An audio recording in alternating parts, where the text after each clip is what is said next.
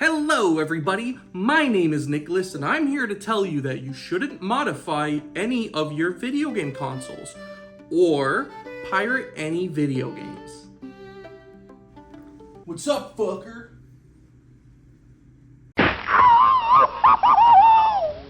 What's up, fuckers? Homebrewing, jailbreaking, modifying your video game experience. It's something that's very polarizing because when a lot of people just hear the word mod, immediately they think, "Arr." But that's not all there is to it. The first time I ever heard of the idea of modifying your console, I must have been about 12 or 13 and I was on YouTube and I came across a video that looked a lot like this. And my first reaction was, that's not in the game. So I dived a little bit deeper and what did I find? You can mod custom tracks to Mario Kart Wii? Huh? Now, of course, some people like to modify their Switch so they can get free games, and to that I say, I hope you have a nice time at your local county prison. But I was never really interested in that. I was interested in taking the games I already owned and pushing them to their limit. The first thing I saw was Mario Kart Wii. So how do I do it? Now what's funny is, modding a Wii is probably the easiest thing ever. I struggled so fucking hard at it. Now remember the time, okay? This is around 2012, 2013. So not only is information not as readily available, but a lot of it is also false. If you're around my age, I bet you did the same thing too. You Google the Wii point generator, right? Where they give you a generated code and it's supposed to give you infinite, unlimited Wii bucks. It gave me a virus. So of course I was pretty hesitant, oh, only the top elite can mod their Wii. But one day I did it. I got the homebrew channel, I did it! Oh, look at me go. And so then I realized, oh fuck, wait. I gotta do more? So about 100 hours of fucking trial and error, I finally got Mario Kart Wii custom tracks. I have never been happier in my entire life. Sorry. But of course I was thirsty for more, so then what? Oh, Project M? So then you have something where you take Super Smash Bros. Brawl, you make it play like Super Smash Bros. Melee, but you include all the characters from Brawl, all the stages, and you can add in custom ones, custom texture swaps, custom models, custom stages, custom music. It's all custom, it's my own game. Fuck that guy, he didn't know what he was doing. He didn't include him. I did. I was hooked. You could install a Game Boy Advance emulator, so you could play this on your Wii. And that wasn't made to be played on the big screen, but it didn't stop me from doing it. Now, there was one thing in this entire process I never did, and it's not because I was too good for it. If I could have fucking did it, I would have. I never downloaded Wii games for free. I couldn't figure it out. You had to download USB loader, you had to do this whole shit. I don't know, I didn't fucking deal with it. I got the GameCube one, it's called Nintendo Don't. I love that. So that was the Wii days, but as the times changed, so did the modding scene.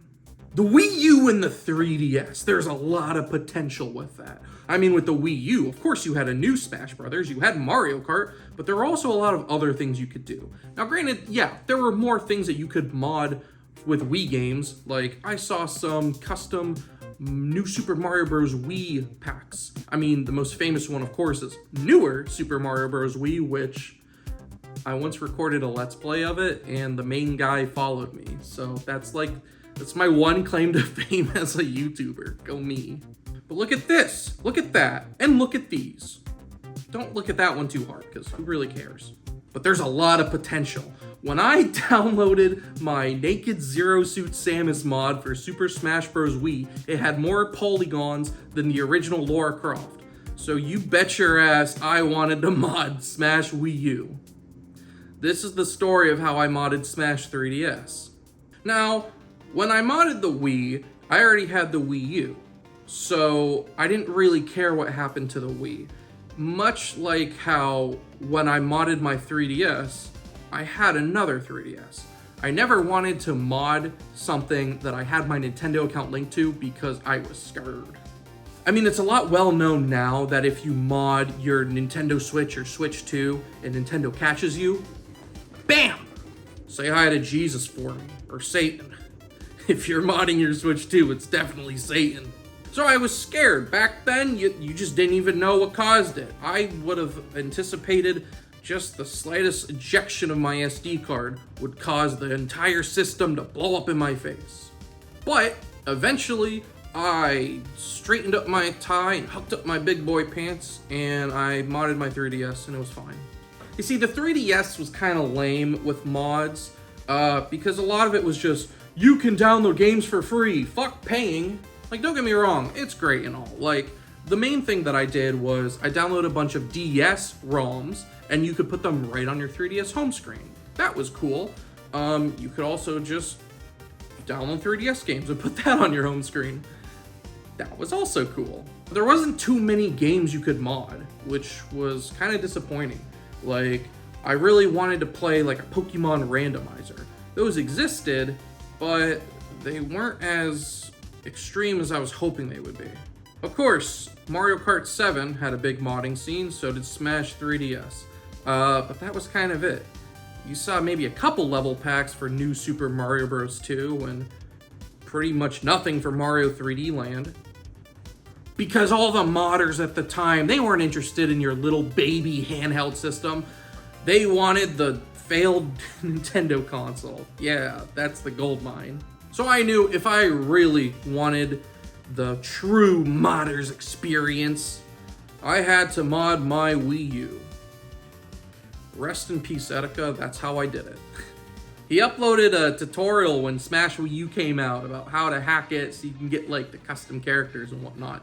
And so that's how I did it. I remember dumping all my Smash Wii U files into, I think it was called like Smash 4 Explorer, and downloading a bunch of character mods, including that one. Yeah. And life was good, you know?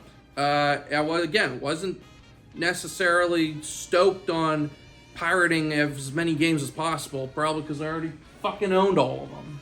But the Wii U also had an extensive virtual console, which meant pretty much every single past Nintendo generation I could download a ROM for and play it on the Wii U.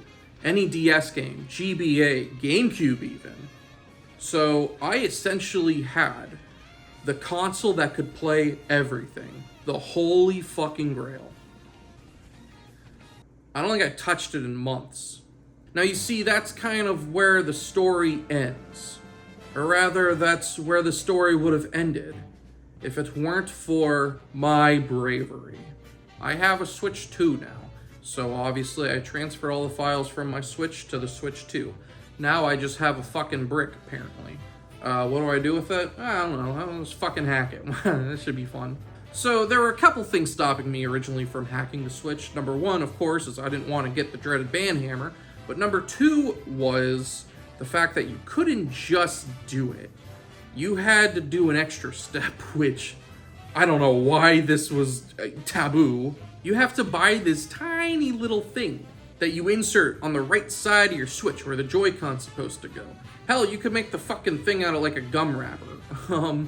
But that was like the one thing preventing me. Every time I would get the urge and I'd look up a tutorial, they would all say you needed it, and I would go, maybe another time. So 7 years later, I bought it and I did it, and I'm back on the modding scene, and it's crazy the memories that are just flooded. Here I am modding Mario Kart 8 Deluxe, just like when I modded Mario Kart Wii. Here I am adding Naked Zero Suit Samus, just like when I did it back in Brawl. Some things never change. You can download Switch games for free. Not that I'd never do that. No, I'd never do it. Never. Add custom themes to the Switch, because God forbid they just fucking give you the ability to do that. And I bring this all up not only to reminisce about my prior hacking experience, how much fun I'm currently having, adding mods to different games. Hell, I just started playing Paper Mario The Origami King Refolded. which is like a fan version where they fix a lot of annoying shit from the original game. So it's like a whole new experience. But you see, the real reason I make this video is because I want to say this. Modding isn't necessarily pirating. I understand a lot of people are anti-pirate. I get that. But you can still have fun with what you own. I own a Switch. I own Super Smash Bros. If I want to put whatever character mods in that game, I should have every right to do so. It's fun. I'm not doing it to hack the game. I'm not doing it to cheat. I'm doing it to have fun. Isn't that what you really wanted, Nintendo? They said no, they just wanted my money.